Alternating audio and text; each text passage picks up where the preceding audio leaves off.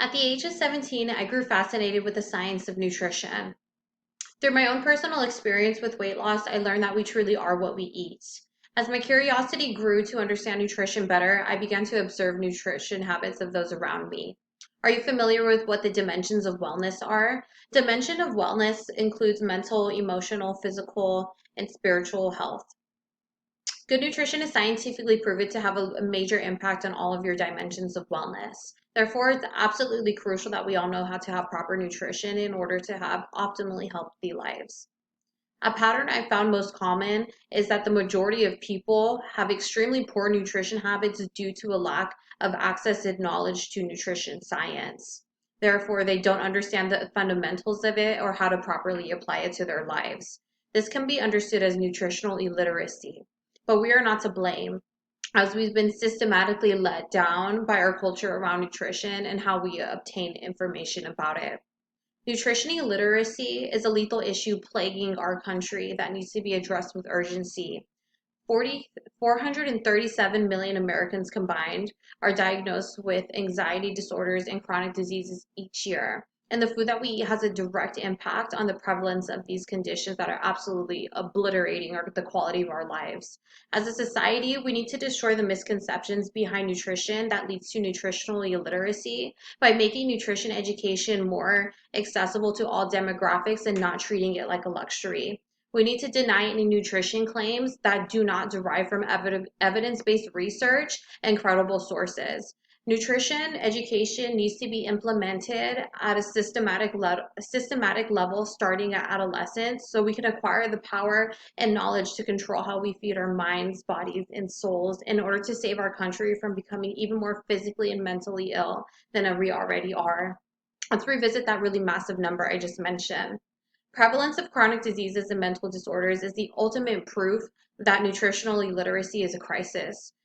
Whether it's ourselves, a family member, or friend, we all know somebody who was impacted by this issue.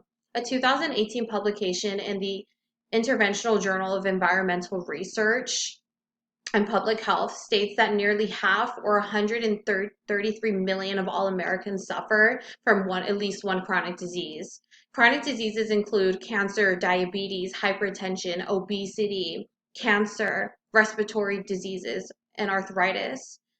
Can lead to hospitalization, long-term disability, reduced quality of life, and death. In fact, persistent conditions are the nation's leading cause of death and disability. Furthermore, 264 million Americans suffer from depression and 40 more million suffer from anxiety. These numbers are directly correlated to nutrition habits. In a 2016 publication from the World Health Organization, it is stated that strategies for managing these chronic conditions are usually multidimensional, and at the center of approaches are nutritional and/or dietary interventions, regular physical activity, and lifestyle modifications. The role of nutrition in chronic disease management is particularly crucial as diet is a modifiable risk factor for most chronic conditions. In a 2020 Harvard journal titled Nutrition Psychiatry, Your Brain on Food by Dr. Eva Subhub, she eloquently describes the relationship between food and your mental health. She writes, serotonin is a neurotransmitter that helps you regulate sleep and appetite, mediate mood, and inhibit pain. Since about 95% of serotonin is produced in your gastrointestinal tract, and your gastrointestinal tract is lined with 100 million nerve cells or neurons, it makes complete sense that the inner workings of your digestive system don't just help you digest food, but also guide your emotions.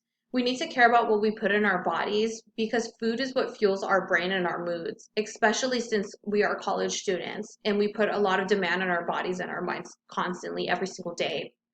As college students, we are already susceptible to developing mental disorders. The World Health Organization Survey's International College Student Project found that major depressive disorder had the highest prevalence rate of mental health disorders among college students, anxiety following up as next. We're already at an increased risk, so it is especially imperative that we develop proper nutrition educated to help ourselves. Not being well versed in nutrition also leads people to fall victim to nutrition fraud and misinformation. Accurate food nutrition information is a result of significant scientific agreement and from studies that have been withstood peer review and can be replicated. Conversely, food and nutrition misinformation consists of erroneous, incomplete, or misleading science without any scientific basis to it at all. Especially with growing prevalence of social media, we're constantly misled with non-scientific based evidence. Uneducated populations are easily persuaded by this form of nutrition fraud to follow non-scientific approaches. If you believe you are lacking nutrition literacy, it is imperative that you work on educating yourself because the risk factors affect everybody. Improving your understanding of nutrition has a direct impact on the quality of your life, present and future.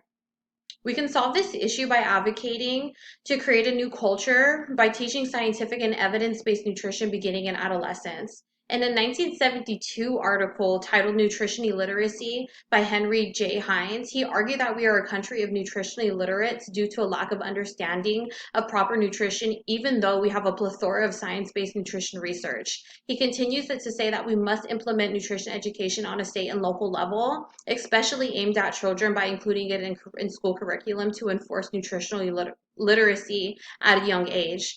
Although suggestions were made nearly 51 years ago, they remain really relevant and stand as the most ideal and effective way to combat this issue. In 2015, a preschool program in Australia designed to increase children's food literacy and encourage children to enjoy vegetables shows that food literacy begins at an early age. The curriculum consists of a 1 or 2 hour weekly session taught by dietitians, preschool staff, and volunteers. It was found that after the program, over 70% of children asked for and ate more vegetables, and parents and preschool staff also reported children were more knowledgeable about vegetables and had improved food literacy. Imagine yourself thriving, glowing. You always have energy, your anxiety, stress, and depression is gone, and you're the healthiest version of yourself mentally and physically. This is a future that is 100% attainable if we're all equipped with the proper education to make it happen. What we can do to combat this issue is to stop relying on sources that don't have any credibility to get nutrition information. Use evidence-based sources such as the Academy of Nutrition and Dietetics, or only take advice from registered dietitians and licensed nutritionists. Nutrition illiteracy is a serious issue because it is contributing to the illness and deaths of millions of Americans each year. We've looked at how nutrition illiteracy is scientifically proven to contribute to mental and physical illness, the best way to combat literacy in our society, and how you can be a part of the solution by learning, sharing, and implementing evidence-based nutrition practices in your own life. We only have one life to live, and we need to make it the best quality experience possible.